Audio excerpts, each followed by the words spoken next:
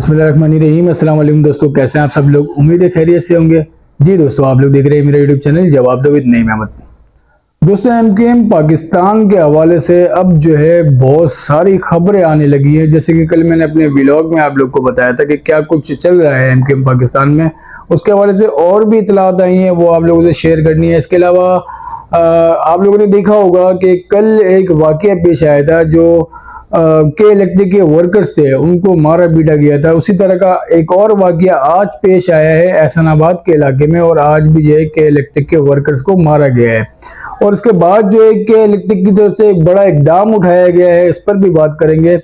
और जी एक सहाफ़ी हैं इम्तियाज चांडियो साहब, आप लोगों ने नाम उनका सुना होगा, उनके हवाले से भी कुछ बात है, वो भी आप लोगों तक पहुंचानी है।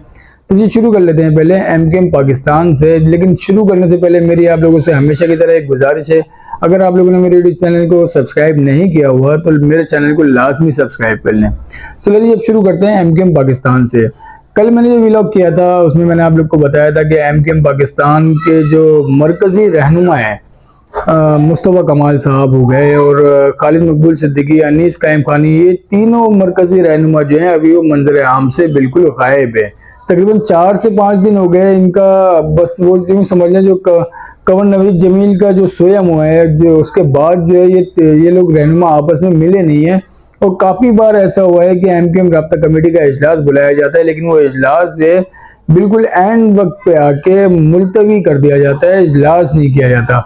तो इतलात ये आ रही हैं कि जो इजलास नहीं हो रहे थे उसकी वजह ये थी कि जो पीएसपी से आए हुए लोग हैं वो और एमकेएम पाकिस्तान के लोगों में एक बात को लेके एक तजाद था कि ये इजलास जो है वो जो पाकिस्तान हाउस है पीएसपी का जो मरकज था वहां पे किया जाए। जबकि एमकेएम पाकिस्तान के जो लोग थे उनका कहने का, वो लोग ये कहना चाहते थे कि जो इजलास है वो सारे इजलास बहादराबाद मरकज में किए जाएं। ये खबर थी कि इस बात पे जो है वो कुछ बातें सामने आ रही है। उसके अलावा जो एक और बात सामने आई है वो ये है कि मुबैना तौर पे कहा जा रहा है कि मुस्तफ़ा कमाल साहब और अनीस कायम खानी साहब को जो गवर्नर सिने कामरान टिसौरी, इनके ऊपर एतमाद नहीं है। और एक बार फिर कामरान टिसौरी साहब जो है वो एमकेएम की तकसीम की वजह बनने जा रहे हैं। कामरान टिसौरी साहब के हवाले से आप लोगों ने देखा होगा कि बहुत सारी जगहों पे बहुत ज़्यादा एक्टिव हैं, एक अवामी गवर्नर के तौर पे वो अपने आप को पेश कर रहे हैं और कर भी रहे हैं, कामयाब भी हो रहे हैं इसमें। तो कामरान टिसौरी के हवाले से कहा जा रहा है कि बहुत सारे तहफ़्फ़ुज़ात हैं मुस्तफ़ा कमाल साहब को, और वो तहफ़्फ़ुज़ात उन्होंने सारे खालिद मकबूल सिद्दीकी साहब के सामने रखे और उनको कहा कि जी आप अगर गवर्नर सिंध कामरान टिसौरी को अगर नहीं रोकेंगे तो इससे आपके जो लीडरशिप है उसके ऊपर बहुत सारे सवाल पैदा हो जाते हैं और उससे फिर पार्टी को नुकसान हो रहा है, तो लिहाजा आप गवर्नर सिंध कामरान टिसौरी को रोकें। तो लेकिन उसके ऊपर जो है उनको कोई जवाब नहीं दिया गया कि खालिद मकबूल सिद्दीकी की तरफ से कोई भी जवाब उनको नहीं दिया गया। तो अब इतलात ये आ रही हैं कि दोनों में अब ये बात हो गई है कि दोनों के जो वर्कर्स हैं, दोनों के लीडर्स हैं, मतलब पाकिस्तान एमकेएम पाकिस्तान के जो लोग हैं वो पीएसपी का जो मरकज था पाकिस्तान हाउस वहाँ नहीं जाएंगे, और पीएसपी के जो लोग थे उन्होंने अपने लोगों को मना कर दिया है कि वो जो बहादराबाद मरकज है वहाँ ना जाएं, और कोई भी मीटिंग हो, कोई भी इजलास हो, उसको वो बिल्कुल भी उस इजलास में शरीक ना हो। तो इस तरह की इतलात आने लग गई हैं। और अब आप देखें कामरान टिसौरी जो है, कामरान टिसौरी के हवाले से कहा जा रहा है कि बड़ी वजह जो है कामरान टिसौरी सामने आ रहे हैं। एक बार फिर एमकेएम की जो तकसीम है उसको देखा जा रहा है वो कामरान टिसौरी की वजह से हो रही है। जैसे 2018 में पहले जब फारूक सत्तार साहब को बिल्कुल साइड किया गया था तो उसमें भी वो सेनेटरशिप का मामला था। फारूक सत्तार जो है वो कामरान टिसौरी को सेनेटर का टिकट देने जा रहे थे, तो ये वजूहत भी सामने आई है। पहले भी ये कामरान टिसौरी जो है वो तकसीम की वजह बने, अभी दोबारा जो है तकसीम की वजह जो है कामरान टिसौरी को समझा जा रहा है। लेकिन अब तक जो है किसी भी रहनुमा की तरफ से इस तरह की ना कोई तस्दीक की गई है ना कोई तरदीद की गई है। जो भी मामला अभी चल रहे हैं ये अवाम के अंदर, पाकिस्तान कराची की जो अवाम है, जो महाजिर कम्युनिटी है, उसके अंदर ही बहुत सारी इतलात आ रही हैं। बहुत सारे लोग जो है चमगोइयाँ कर रहे हैं कि एमकेएम पाकिस्तान में और पीएसपी के लोगों में कुछ मामला जो है वो बिगड़े हुए चल रहे हैं, और मामला जो है वो कामरान टिसौरी साहब की वजह से बिगड़ रहे हैं। और एक इतला ये भी है कि ये सिर्फ कामरान टिसौरी ही नहीं है जिनकी वजह से मामला बिगड़ रहे हैं। आप लोगों ने पिछले दिनों में देखा होगा कि अभी जो है इलेक्शन, जो जनरल इलेक्शन होने हैं, उनका दूर दूर तक कुछ पता नहीं है, लेकिन एमकेएम की तरफ से जो है वो ऐलान कर दिया गया था, 4 बंदों को टिकट देने का ऐलान कर दिया गया था कि 4 बंदे फला फला इलाके से एमकेएम पाकिस्तान की नुमाइंदगी करेंगे, जनरल इलेक्शन में टिकट दे दिए गए थे, जबकि इलेक्शन का कुछ नहीं पता। तो ये सब बातें भी सामने आ रही है कि ये वजूहत भी है और फिर कामरान टिसौरी भी है, लेकिन असल वजह क्या है? क्या ये मामला जो है दोबारा से ठंडा हो जाएगा? अगर ये मामला दोबारा से अगर अलहदगी की तरफ जाता है पीएसपी और एमकेएम की, जो कि नजर आ रहा है अभी, अगर ऐसा हो जाता है तो इससे एमकेएम पाकिस्तान को भी बहुत बड़ा नुकसान होगा और मुस्तफा कमाल साहब, अनीस कायम खानी की पीएसपी को भी बहुत बड़ा नुकसान होगा, क्योंकि इनका आवाम जो है ना, जो कराची की आवाम है, वो बहुत कुछ अभी सोचने पे बहुत कुछ सोच रही है, क्योंकि जिस तरीके से बानी एमकेएम जनाब अल्ताफ हुसैन साहब एक्टिव हुए हैं, वो रोजाना की बुनियाद पे लोगों से कुछ ना कुछ बयानात लोगों को दे रहे हैं, अपने मैसेज जो है वो अपनी आवाम तक पहुंचा रहे हैं। और फिर ऐसे हालात में जहां बानी एमकेएम जो है अपने हर मैसेज अपनी आवाम तक पहुंचा रहे हैं, और ऐसे हालात में अगर एमकेएम पाकिस्तान और पीएसपी या फारूक सत्तार या खालिद मकबूल या अनीस कायम खानी या मुस्तफा कमाल के बीच अगर इस तरह की बातें कुछ होती हैं या इनमें अलहदगी होती है, तो ये इन दोनों के लिए बहुत नुकसानदेह हो सकती है। अब इसी बात को लेके जब इनका इंजमाम हो रहा था, उस इंजमाम के टाइम पे बानी एमकेएम जनाब अल्ताफ हुसैन साहब ने एक बयान दिया था अपना, और इस बयान में उन्होंने कहा था कि 2 गद्दार कभी भी एक साथ नहीं चल सकते, ये 1 साल भी एक साथ नहीं चल सकते। तो वो बात भी सच होती हुई नजर आ रही है, और लोग जो है इस बात को भी बहुत ज्यादा बोल रहे हैं कि यार ऐसे ही है, जो बानी एमकेएम ने कहा था, इससे पहले भी जो बानी एमकेएम जो बातें करते आए वो सब सच साबित होती आ रही हैं वक्त के साथ साथ। और बिल्कुल इसी तरीके से जो बानी एमकेएम ने कहा था कि 2 गद्दार 1 साल भी साथ नहीं चल सकते, तो इस तरह भी नजर आ रहा है जो कुछ मामला अभी चल रहे हैं। तो बानी एमकेएम की जो दूर अंदेशी है वो एक बार फिर जो है वो कामयाब होती हुई नजर आ रही है।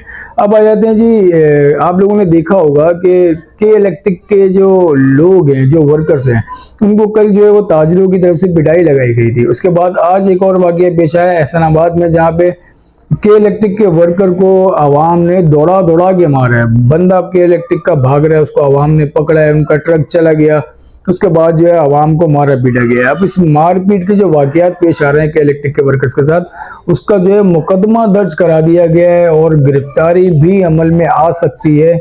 मुकदमा जो है वो एहसनाबाद थाने में दर्ज कराया गया है, जो कारकुनान के वर्कर्स के ऊपर जो तशद्दुद किया गया है, और इसके ऊपर ये मुकदमा के इलेक्ट्रिक ने दर्ज कराया है। और के इलेक्ट्रिक के जो स्पोक पर्सन है, उनका एक बयान भी सामने आया है। उन्होंने एक वीडियो मैसेज अपना जारी किया है, जिसमें वो कहते हैं कि के इलेक्ट्रिक के हमले पर तशद्दुद नाकाबिले कबूल है। हमारा हमला हमारा असासा और इदारे के लिए बाइस फख्र है। हमें मालूम है बिजली की बढ़ती कीमतों से अवाम नाखुश है, ताहम तशद्दुद और इश्तियाल से सूरत हाल में कतई बेहतरी नहीं आ सकती। बिजली के नर्क के तयन का इख्तियार नेपरा और वजारत तवानाई के पास है, और बिल अदा ना करना मसले का हल नहीं है।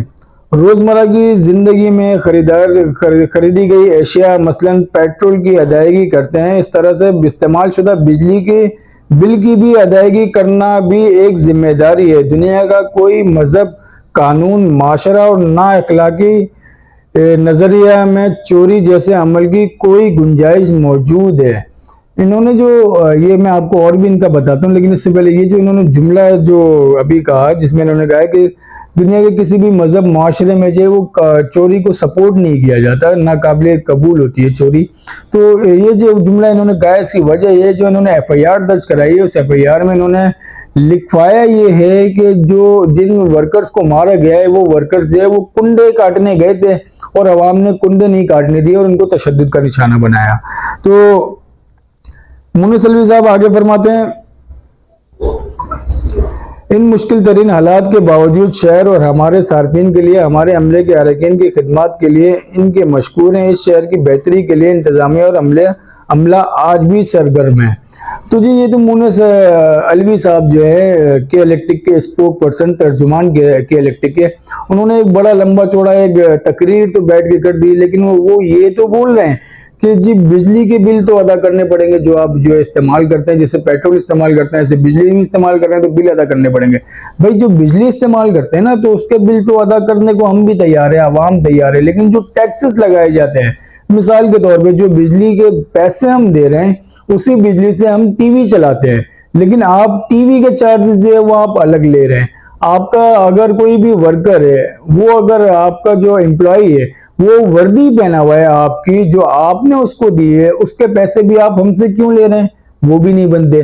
तो इस तरह के बेतहाशा टैक्सेस हैं जो कहीं से भी नहीं बनते, और रख के इलेक्ट्रिक जो है वो फी यूनिट के हिसाब से जो है हर यूनिट के ऊपर टैक्स लगाती है, जिसका हजारों लाखों की तादाद में जो है, करोड़ों की तादाद में, अरबों की तादाद में जो है वो नाजायज मुनाफा के इलेक्ट्रिक ले रहा है, ये सबको पता है।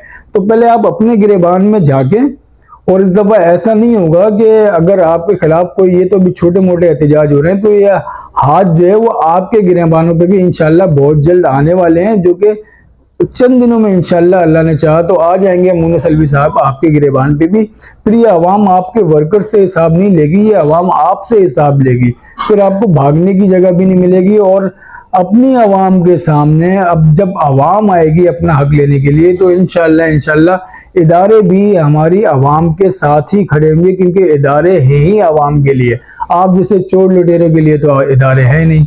तो खैर अब इससे ज्यादा मैं क्या कहूँ। एक खबर मैं आपको एक और देता चलूं कि अब से कुछ देर बाद जो है वो आफाक अहमद साहब एक कन्वेंशन स्टार्ट करने वाले हैं, उस कन्वेंशन से वो खिताब करेंगे। कन्वेंशन शाह फैसल कॉलोनी में की जा रही है अब, और इनका भी जो एजेंडा है, आज का जो आफाक अहमद साहब का एजेंडा है वो के इलेक्ट्रिक जो इतलात हैं वो के इलेक्ट्रिक उनका एजेंडा है आज की खिताब में। तो देखते हैं कि आफाक अहमद साहब के इलेक्ट्रिक के हवाले से क्या ऐलानात करने जा रहे हैं। बहुत अहम कन्वेंशन और बहुत अहम खिताब जो है आफाक अहमद साहब करने वाले हैं। एक और खबर ये है कि आपने एक साहबी का नाम सुना होगा, इम्तियाज चांडियो साहब। इम्तियाज चांडियो साहब अंदरून सिंध के एक मारूफ साहबी हैं, और उन्होंने बहुत ज्यादा आवाजें उठाई हैं जो जुल्म और जबर इंटीरियर सिंध में होता है। जैसे कि अब से कुछ दिनों पहले एक बच्ची जो है उसकी शहादत हुई, फातिमा नाम की, कौन पीर से, वो सब आप लोगों को कहानी पता होगी, वो पीर क्या था, कैसे था, किस तरह से उसने बच्ची के बेदर्दी से उस बच्चे को कत्ल किया, उसके साथ जो कुछ भी किया वो सब आप लोगों को पता होगा। इम्तियाज चांडियो ने इस पीर के हवाले से बहुत मजबूत आवाज उठाई, और इम्तियाज चांडियो की वजह से ही वो पीर आज जेल की सलाखों के पीछे है।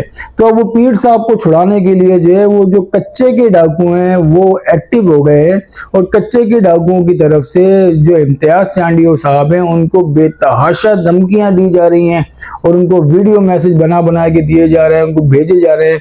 और जो बच्ची थी फातिमा, उसके घर वालों को भी धमकियां दी जा रही हैं, और वीडियो बाकायदा बना के कच्चे के डाकुओं की तरफ से वो सोशल मीडिया पे अपलोड की जा रही है, और डराया धमकाया जा रहा है उस बच्ची के अहले खाना को भी, और इम्तियाज चांडियो साहब को तो बहुत ज्यादा खतरा है।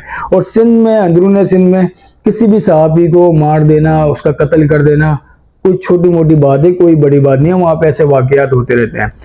अल्लाह ताला इम्तियाज चांडियो साहब को अपने हिफ्ज़ व अमान में रखे, अल्लाह ताला उनको इसी तरह से जो है वो कायम दायम रखे, और ऐसे खबीसों के खिलाफ जो है उनको आवाज उठाने की और हिम्मत दे।